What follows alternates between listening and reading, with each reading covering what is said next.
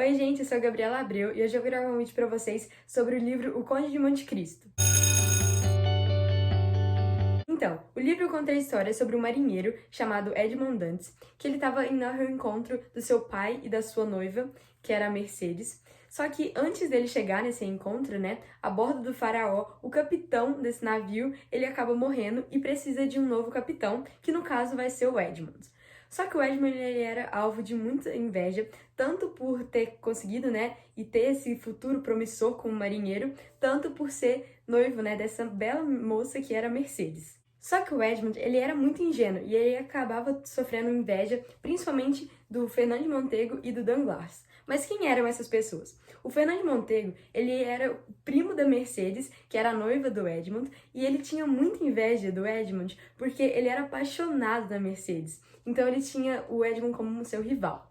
E o Danglars, ele tinha inveja do Edmond porque ele queria o cargo de capitão do faraó. E acabou que quem ficou com esse cargo foi o Edmond. E aí, como os dois tinham motivos para poder ter inveja e não gostarem do Edmond, os dois eles se juntaram e fizeram uma carta falsa denunciando o Edmond de, na verdade, ser o espião para o Napoleão Bonaparte, que na época era dado como um crime muito forte e muito grave. Só que essa denúncia provavelmente ela não teria sido levada muito a sério, só que ela caiu nas mãos do Villefort, que na final não tinha nada contra o Edmond, só que o seu pai, ele era um espião do Napoleão Bonaparte, ou seja, ele contrabandeava essas informações, e ele não podia mostrar um punho fraco para isso, ele tinha que ser bem severo para poder ninguém desconfiar que na verdade o pai dele era um deles. E aí ele prende o Edmond no castelo de If, que na verdade ninguém nunca tinha escapado de lá. E aí vocês lembram que eu tinha falado que o Fernand de Montego ele era apaixonado pela Mercedes? Então, quando o Edmond ele é mandado lá pro castelo de If, o Fernand de Montego ele consegue convencer a Mercedes que na verdade Edmond já estava morto e ele convence ela de se casar com ele. E aí, resultado disso, eles têm um filho chamado Albert de Morcerf. E aí, já lá no castelo de If, lá na prisão, o Edmond, ele vira amigo do padre Abate Faria, que lá na cadeia, ele é meio visto como louco, porque ele sempre falava de um tal de tesouro escondido lá no Monte Cristo. Só que acaba que o Edmond, ele vira muito próximo, muito amigo desse Abate Faria, e eles acabam tramando um plano de fuga.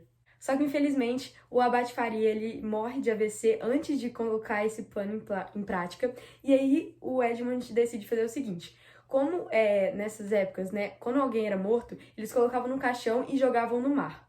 Só que aí o Edmond sacou uma coisa. Ele entrou dentro desse caixão, no lugar do Abate Faria, e aí ele foi arremessado ao mar. Com isso, ele conseguiu fugir do castelo de If, e aí ele conseguiu começar o seu plano de vingança depois que ele reconheceu quem tinha traído ele. E aí, depois de toda essa bagunça que aconteceu na vida dele, de ter sido preso, da sua mulher ter tido um outro filho com um cara que traiu ele, depois de todas essas vinganças, de tudo, ele pega o seu navio e ele vai em busca do seu próprio futuro. Então, se você se interessou nesse livro, vai lá ler ele é muito bacana, muito interessante, tem uma história muito legal. Não se esqueça de deixar o like aqui no vídeo, se inscrever aqui no canal e compartilhar esse vídeo. Até o próximo!